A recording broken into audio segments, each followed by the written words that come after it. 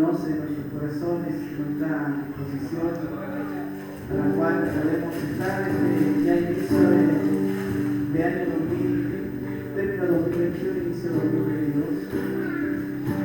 Él conoce todo, sabe lo importante que ha sido durante el 2021 y por lo tanto hoy es consecuencia solamente de poder estar aquí adorando y alabando a este Dios que es grande,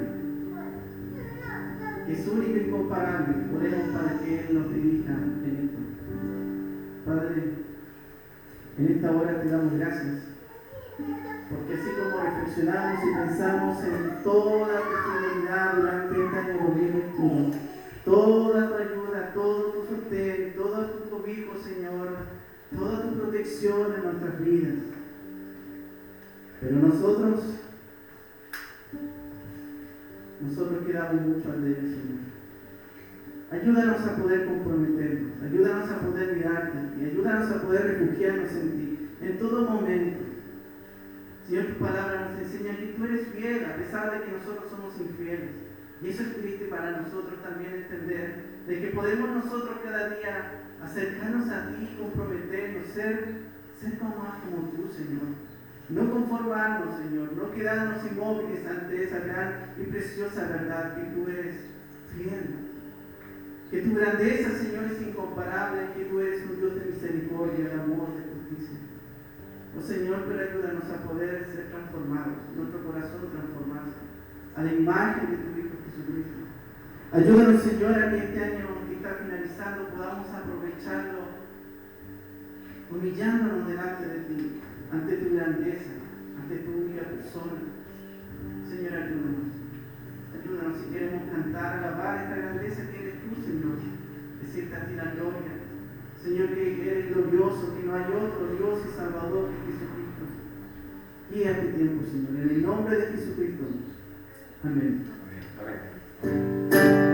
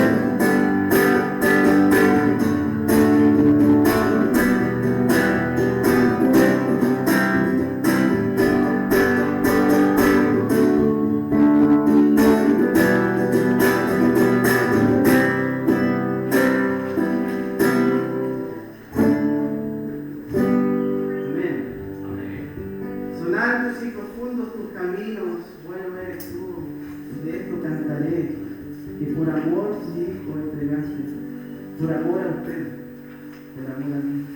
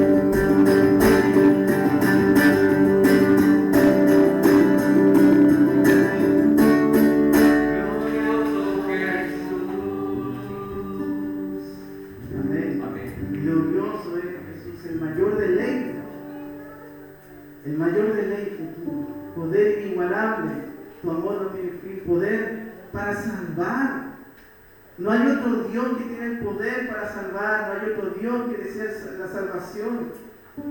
Qué maravilloso y glorioso es el Señor. Tome asiento, por favor, permitiéndonos también por la santa palabra de Él.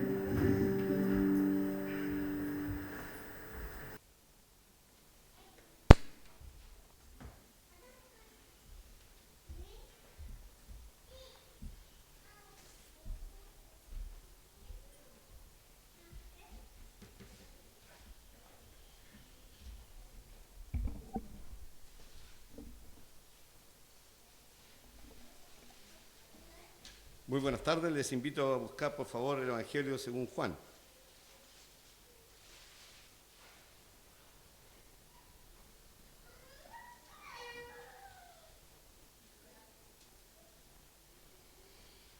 Evangelio según Juan, capítulo 1.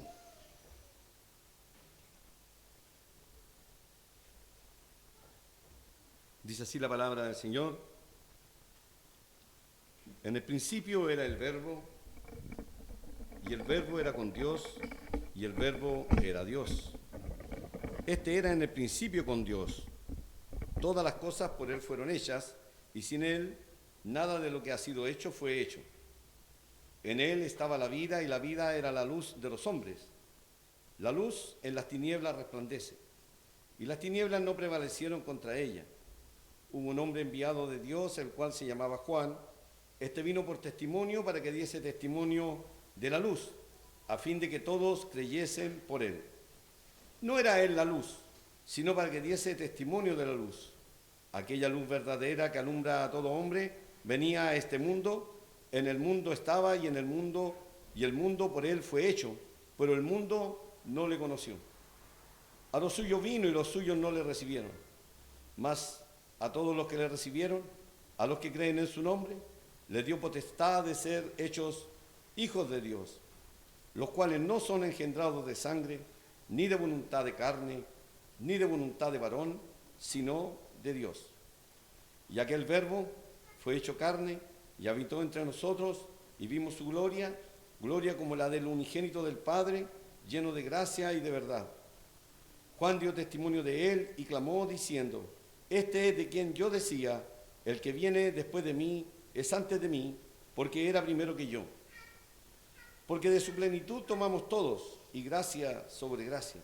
Pues la ley por medio de Moisés fue dada, pero la gracia y la verdad vinieron por medio de Jesucristo. A Dios nadie le vio jamás.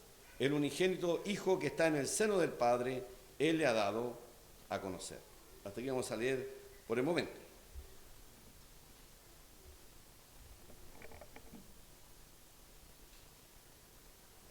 De verdad que este pasaje es tremendamente importante, es tremendamente increíble. Nos revela la manifestación de Dios hacia nosotros a través de su Hijo Cristo, de su Hijo Jesucristo.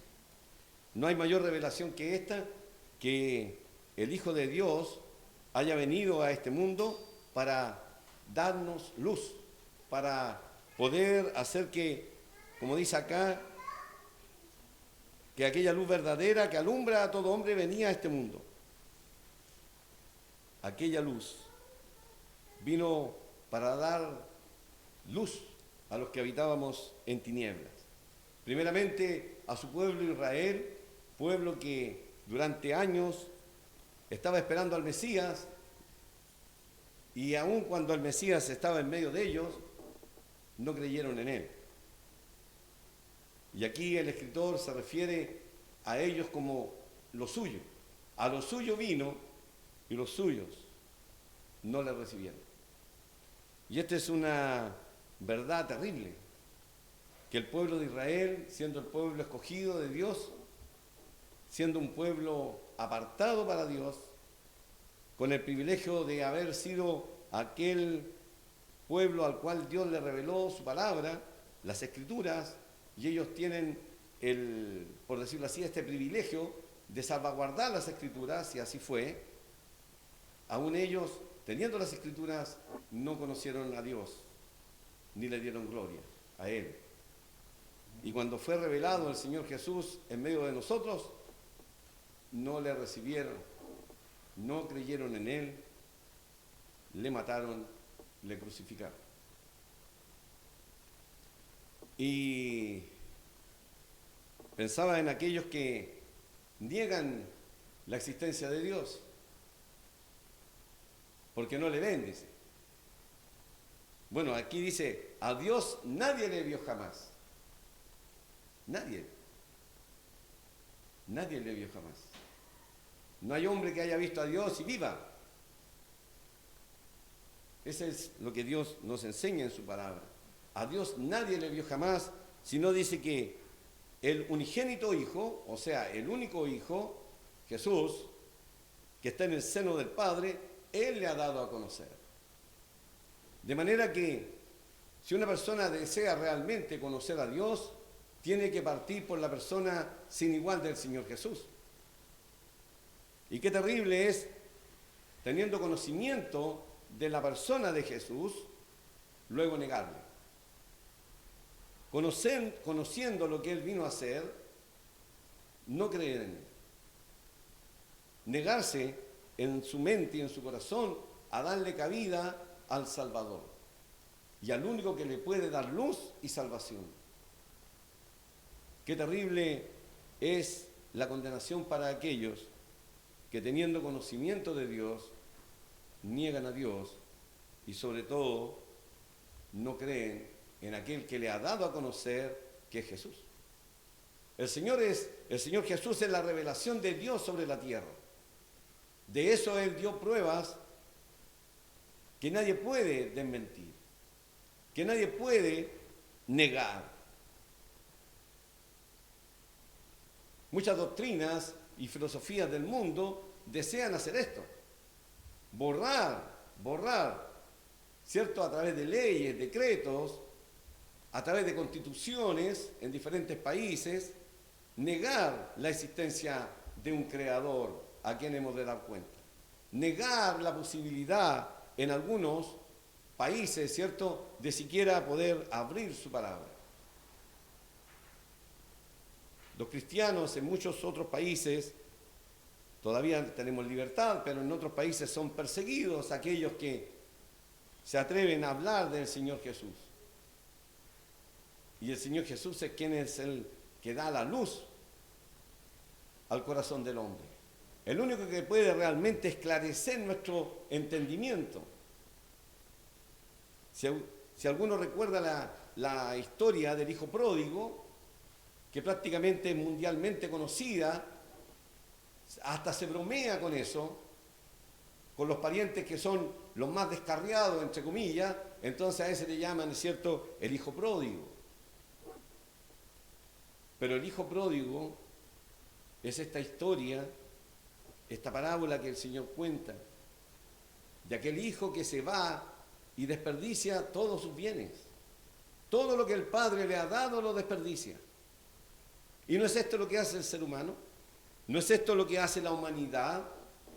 Desperdicia su tiempo. Hoy más que nunca desperdician su tiempo. Y nos vemos todos involucrados en esta nueva era tecnológica. En los barrios ya no se ven niños jugando en bicicleta. En los barrios ya no se ve niños jugando en la calle. Una pichanga, un partido, a las paletas. Ya no. Desde pequeños están conectados a un teléfono. Desde pequeños están conectados a una tablet, a un computador. Desde pequeños. Y van cayendo, ¿cierto?, en una burbuja que se crean y están aislados. Creen que tienen amigos. Creen que tienen verdaderas amistades, pero no tienen a nadie. Estas son nuevas generaciones solitarias, absolutamente. Los niños que van naciendo, aquellos que han nacido hace pocos años, son realmente generaciones aisladas. De manera que no hay el deseo de conocer algo más. Se quedan con lo que están allí afanados y turbados en medio de un juego, en medio de la diversión que produce la era tecnológica, pero están en tinieblas.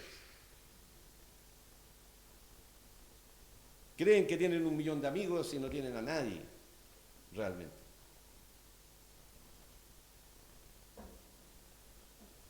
Bueno, el Señor Jesús vino para dar a conocer al único Dios verdadero. Los salmos ya dicen, ¿es cierto?, mira el cielo, cuenta, mira las estrellas, ve la majestad de las estrellas. Los cielos cuentan, la gloria de Dios. Y el firmamento anuncia la obra de sus manos. Eso es lo que dice la palabra de Dios. El ser humano es incapaz con toda su tecnología, de contar las estrellas de los cielos. Me llamó la atención un artículo que leí que decía que los científicos comparaban el hecho de conocer algo del universo en comparar las estrellas con la arena. Entonces, dan aproximaciones de cantidades de estrellas. 100.000 millones o trillones de estrellas. Con los años encontraron que hay más profundidad aún, así que ahora ya van como en 300.000 trillones. El hombre es un ignorante de lo que hay en el universo. Y mira el universo. Y publican fotos espectaculares, pero no ven detrás de eso a Dios. Quieren seguir creyendo que todo es obra de una gran explosión. Explosión que para ellos se produce de la nada. Y la energía inicial, ¿quién la creó? ¿Estaba inerte? ¿Inerte dónde? ¿En la nada? Qué ignorante es el hombre. Con todos sus máster, doctorados, ignorantes totales. Niegan la existencia de Dios porque no quieren verlo. Se asombran de las maravillas del cielo y no se quieren humillar ante este Dios que se revela a través de lo creado, se revela a través de las cosas hechas, y el hombre aún así sigue negando la existencia de su creador. Y el Señor envía a nosotros, ¿cierto?, a cada uno de nosotros que se revuelca como el hijo pródigo en el lodo, en el cerdo de los cerdos, en el lodo de los cerdos, en el lodo del pecado. Dios quiso revelarse a nosotros, y no tan solo Él esperaba que la creación nos hablara de Él, sino que envió a su Hijo, envió al Señor Jesús, con pruebas tremendas de que Él era el Hijo de Dios. Si usted lee el libro de Lucas, va a encontrar una gran cantidad allí de milagros, sin igual. Aquí en el Evangelio de Juan, en el capítulo 11, usted encontrará de un hombre que llevaba 4 días muerto y Jesús le resucitó. Y nadie lo pudo negar. Al contrario, los religiosos de ese tiempo, viendo a Lázaro resucitado y comiendo con Jesús y recibiendo gente, y que muchos se convertían al Señor Jesucristo a través del testimonio de Lázaro, querían matar a Lázaro. Querían borrarlo del mapa. Pero aquí está escrito en la Biblia la historia de Lázaro. No pudieron eliminar el gran milagro del Señor Jesús resucitando a Lázaro. Hombre con 4 días ya de fallecido y su cuerpo entrando en putrefacción. Jesús le devolvió la vida.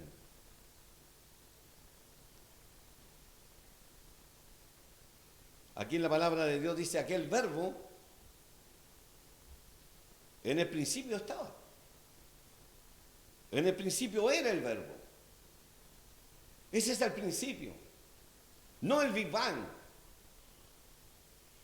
No un mono que se le ocurre ser hombre, porque es imposible. Hasta el día de hoy hay monos. Es imposible. En el principio era el verbo, el creador, y el verbo era con Dios, está al lado. Sin embargo, ahora dice el verbo era Dios. Para nuestras mentes finitas, cauterizadas por el pecado, es imposible entender estas verdades. Pero existen. En el reino de Dios existe esta verdad. El verbo es Dios, el verbo estaba con Dios y el verbo fue hecho hombre. Dice que aquel verbo, verso 14, fue hecho carne y habitó entre nosotros. ¿Qué vemos aquí? Las tres personas de Dios. Dios Padre, Dios Hijo, Dios Espíritu Santo. Lo vemos acá claramente.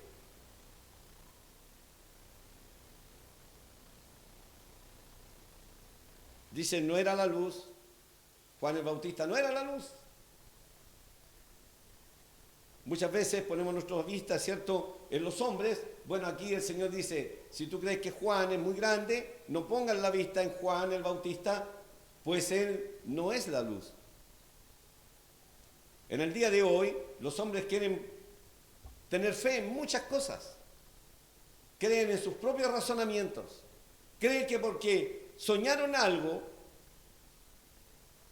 y que, entre comillas, se ha cumplido, entonces ellos deben estar bien con Dios, pues ese sueño o esa visión no pudo haber venido sino de parte de Dios. Por lo tanto, su conciencia es acallada, porque piensan que están bien con Dios.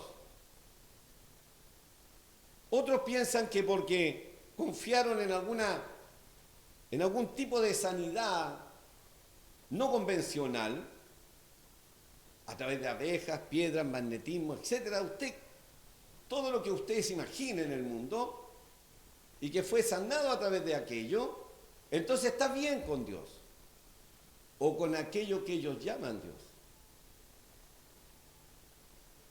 Pero la palabra del Señor nos enseña que todos los hombres y mujeres estamos bajo pecado, y estamos bajo condenación.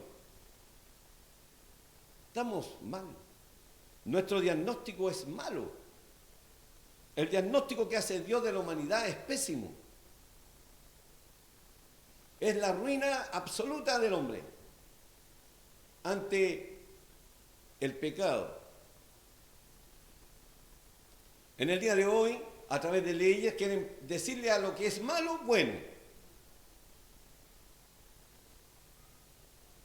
El aborto es un asesinato por donde se lo mire, pero no. Siempre hay una justificación para aquello. Pero para Dios la vida es absolutamente importante y valiosa. Y la vida debe prevalecer sobre la muerte. Eso es lo que vino a hacer Jesús. Jesús triunfó sobre la muerte. Cuando resucitó al tercer día, Él venció al que tenía el imperio de la muerte. Esto es el diablo. Creas tú o no en el diablo, pero lo que tiene en ruinas tu vida es el diablo, es el pecado que habita en ti. Conversaba con un amigo hace poco y trataba de hacerle entender que las consecuencias de muchas cosas en nuestra vida no tienen que ver con lo que Dios realmente quiere en mi vida, sino que son las consecuencias de mis pésimas decisiones, de mis malas decisiones, de mi pecado, de lo que yo he hecho a mis semejantes, y por lo tanto aquello es lo que yo cosecho. El pecado que habita en cada uno de nosotros es el culpable de nuestra propia ruina. ¿Por qué mentimos? Porque somos pecadores. ¿Por qué engañamos? Porque somos pecadores. ¿Por qué tanta ambición de poder? Porque somos pecadores. Realmente no queremos el bien de todos, como algunos dicen. Quieren el bien de ellos, primeramente, y de lo que ellos creen bueno para todos. Pero realmente el que quiere el bien de todos es solo Dios, a través de Jesús.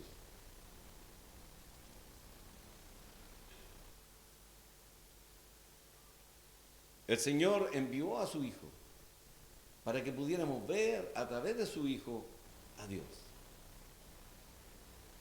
Hoy día todo el mundo está enfocado en las elecciones aquí en nuestro país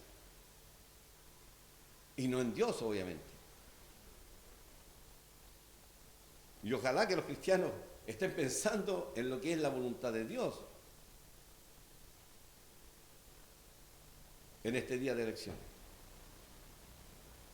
Ojalá. Las personas no están pensando en Dios. Hoy día siguen muriendo personas. Hoy día más de alguno ha salido a votar y no pudo llegar a votar, se murió. Otro votó y no alcanzó a ver quién gana, pues se va a morir hoy día. ¿Y dónde estará esa persona? Porque finalmente no importan las elecciones ni nada de su vida, importa lo que hizo con Jesús en su vida. ¿Qué haces tú y yo con la persona bendita del Señor Jesús? Porque si Dios envió a su Hijo, entonces es momento de detenerme en mi vida y pensar qué tengo que ver yo con Jesús. ¿Qué tiene que ver Él conmigo? ¿Por qué es tan importante Jesús? ¿Por qué la gente aborrece tanto ese nombre? ¿Por qué la gente aborrece tanto sus doctrinas? ¿Por qué el mundo no quiere, entre comillas, religión? ¿Por qué hay doctrinas nefastas que dicen que hay que quemar las iglesias? ¿Por qué otros dicen, cierto, contra la religión que también es el opio del pueblo?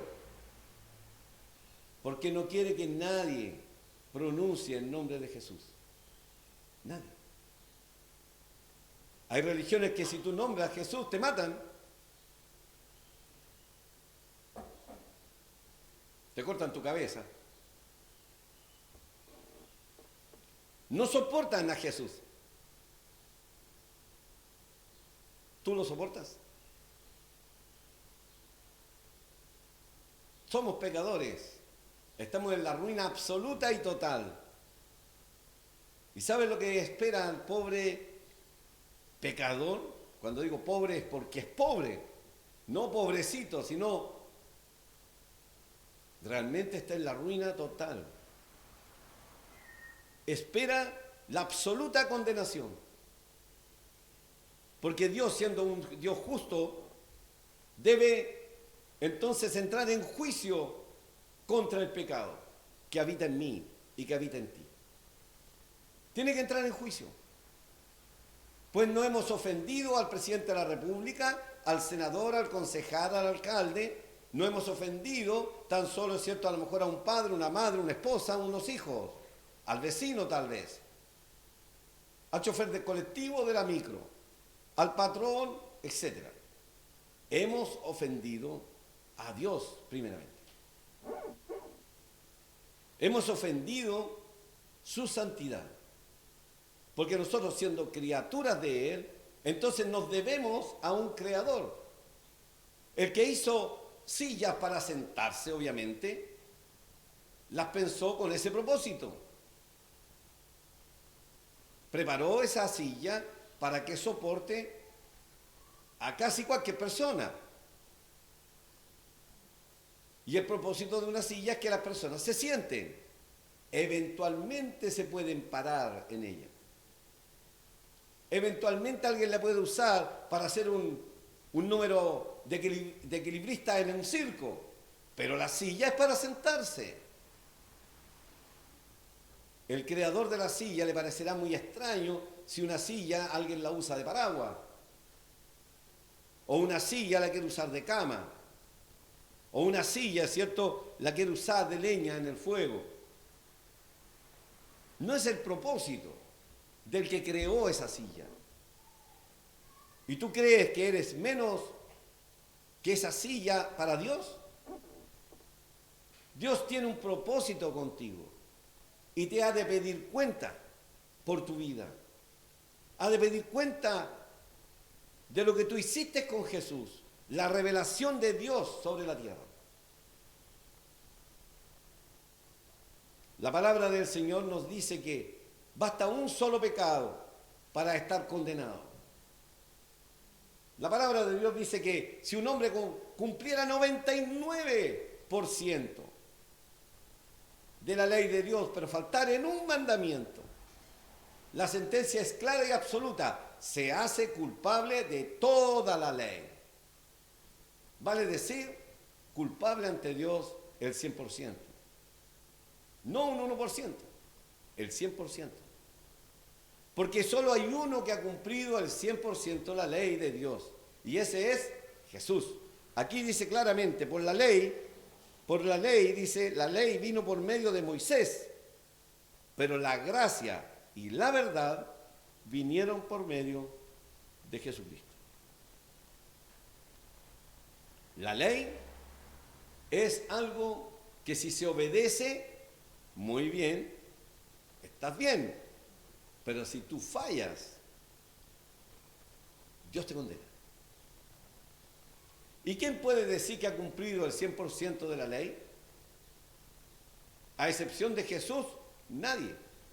Todos hemos mentido, todos hemos engañado, todos hemos pensado mal del vecino, el profesor, el esposo, la esposa, el padre, la madre. Todos hemos pensado mal de alguien. Todos hemos tenido pensamientos o más ruines o menos ruines, pero ruines finalmente. El Señor Jesús, ¿cierto?, lleva al nivel del corazón y del pensamiento el tema del pecado. No es lo que entra, dice, por la boca lo que contamina al hombre.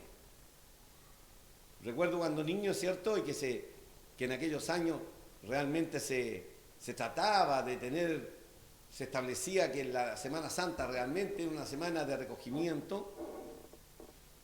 No se pensaba que alguien hiciera fiesta en Semana Santa.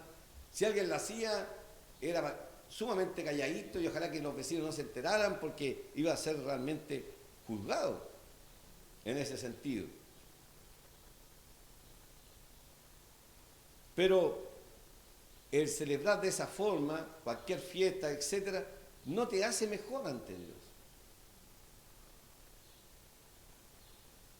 El mundo cada vez está más alejado de Dios. No quieren a Dios en su vida. La palabra de Dios nos condena. Nos condena. Pues todos somos pecadores. Aunque queramos ser religiosos, somos pecadores. Y el único que puede limpiarnos de todos nuestros pecados es la sangre preciosa de Cristo que fue derramada una sola vez en la cruz, hace casi 2000 años. No hay más. No hay más. Todos aquellos, ¿cierto?, que te llaman a una purificación del alma o del corazón a través del misticismo u otro tipo de actividades, están errados. Es como que se tienen a Jesús allí, pero no eligen a Jesús, la revelación de Dios. Eligen sus propios caminos. Bueno, si sigues por tu propio camino, Dios te pedirá cuenta por tu propio camino, alejado de Él, condenado para siempre. Pues aquello no tiene poder para limpiar un solo pecado y menos limpiar tu conciencia. Sin embargo, la persona de Jesús logra esto en el corazón de todo aquel que le reconoce como Salvador y le recibe como Señor. Le quita el pecado en el sentido de que ante Dios ya no es condenado, pues Cristo pagó en la cruz lo que el indigno pecador debía. Por otro lado, le quita la conciencia, le quita el peso en la conciencia de todo el pecado que uno ha cometido. No le quita las consecuencias, pero sí te quita el peso terrible que producen muchos pecados en nuestra conciencia que hemos cometido. ¿Y por qué? Porque hemos recibido el perdón de parte de Dios a través de Jesús, que murió en la cruz por nuestros pecados. El único camino para acercarse a Dios es Jesucristo. No hay más. Está revelado en este mismo Evangelio cuando el Señor revela y dice: yo soy el camino, yo soy la verdad y yo soy la vida. Nadie viene al Padre si no es por mí. Y el Señor no apunta a los apóstoles, no apunta a su madre, no apunta a nadie más que a Él mismo. Él expresa que Él es el camino en el capítulo 14 y que Él es la verdad y que Él es la vida. Y para llegar al Padre, el único camino es Él mismo. De manera, querido amigo, amiga, que no sigas porfiando con Dios.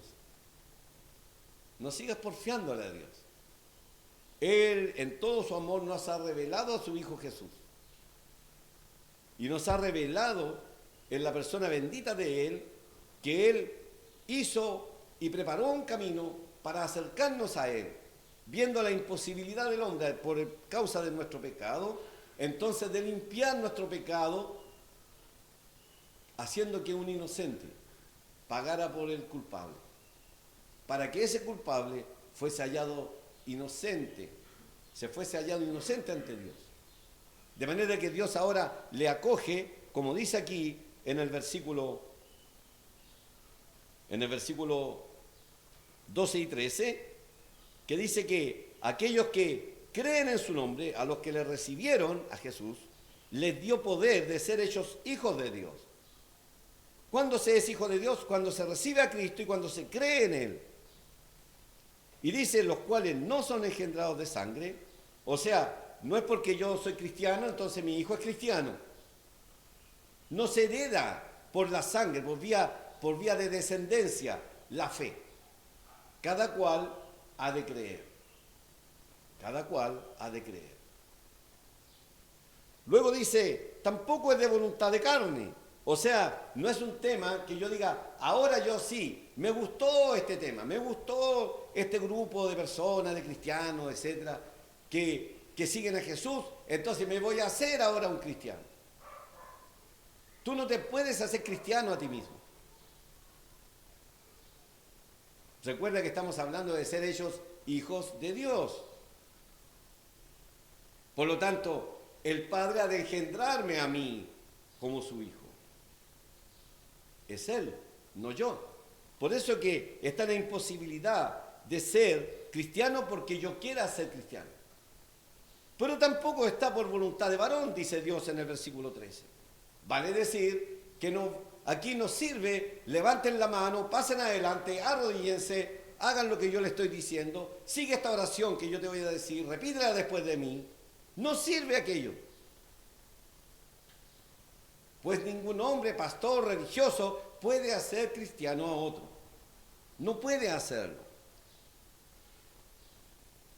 Cuando bebé me llevaron en la religión, ¿cierto? Y me bautizaron, entre comillas, ahí fui cristiano, no es verdad. Pues yo ahí ni recibí a Cristo y menos creí en Él, pues era un bebé de meses. De manera que yo nunca fui cristiano hasta que entendí el mensaje de Dios, el que tú estás escuchando hoy, en que dice que Dios envió a su Hijo, el Verbo, para que nosotros creyéramos en Él y que a través de Él pudiésemos llegar a Dios. Hasta que no entendí ese mensaje con claridad y me humillé ante Dios y le pedí perdón por mis pecados y me arrepentí de toda mi vida nefasta, no fue hasta ese momento en que Dios a mí me recibió, me perdonó, me hizo su hijo. Y eso sucedió cuando yo tenía 21 años. ¿Cuándo tú pasaste de muerte a vida? ¿Cuándo tú fuiste hecho hijo de Dios? ¿Cuándo? De manera entonces que aún hay esperanza. Si estás escuchando, ¿cierto? Es porque estás vivo y tienes esperanza aún, pero a través de Jesús. Deja todas tus cosas. Deja allí en el tacho de basura, echa tu religión, echa allí, ¿cierto? Tu vida moral, entre comillas. Deja tus pensamientos, tu filosofía, tus creencias. Echa al altar de la basura, pues la única verdad es que Cristo Jesús vino al mundo para salvar a los pecadores. Y todo aquel que cree y le recibe, recién allí, es hecho un hijo de Dios. Y por lo tanto verá a Dios, y por lo tanto entonces uno irá al cielo. A ese lugar en el cual, ¿cierto?, habita Dios, su santidad. Allí donde no hay pecado, donde no hay lloro, donde ya no hay más dolor. La muerte no existirá más. es el lugar al cual vamos aquellos que hemos sido hechos hijos de Dios.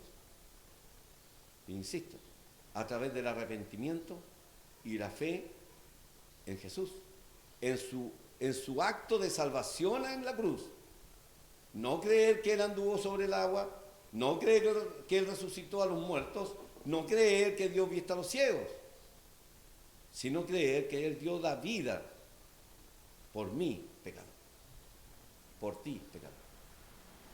Eso es lo que el Señor desea, que tú creas en esto que Él ya hizo. Él ya lo creó así, lo planificó, lo llevó a cabo y el Señor se levanta triunfante al tercer día. Así que ese es el mensaje de Dios para tu vida, que te arrepientas y creas en Jesús para ser salvo. Les invito a orar y terminar. Padre Celestial, te damos gracias por tu santa palabra, que habla a nuestros corazones, que habla a nuestra vida, en que trata de tocar nuestra alma, nuestras conciencias, penetrar en las densas tinieblas que nos ha producido la filosofía del mundo, nos ha producido las falsas creencias, las alternativas de salvación. Oh Señor, penetra allí donde cada uno de nosotros no puede llegar, por más palabras que tratemos de decir, por más que tratemos de expresar el gran amor tuyo a través de Cristo en la cruz. Solo tú puedes, a través de tu Santo Espíritu, llegar a la conciencia y corazones de aquellos que escuchan en este momento y que no son salvados, que aún están en tinieblas y que están allí tal vez dudando de tu existencia, dudando de tu gran amor. Padre Celestial, revélate a ellos para que sean salvos. Toca sus corazones, que crean en tu palabra, en el santo evangelio tuyo. Gracias, Padre Celestial, por esta oportunidad una vez más, y permite, Señor, que sean muchos los que puedan escuchar tu palabra, escuchar tu voz, arrepentirse y creer en ti. Gracias, Padre, nos encomendamos a ti en esta hora. También te rogamos tu bendición para nuestro país, en que están siendo las elecciones en este momento. Rogamos, Señor, que se haga lo que es mejor para nosotros también como iglesia, y que nos dé fortaleza para todo lo que pueda venir en adelante. Y que seamos valientes, Señor, y fieles testigos tuyos, y nunca callar que Jesús es el Salvador del mundo. Gracias, Padre, nos encomendamos a ti en el nombre del Señor Jesús. Amén. Bueno, nos despedimos, ¿cierto? Y que el Señor les bendiga mucho. El día miércoles, Dios mediante, nos vamos a encontrar para orar y escuchar de la palabra.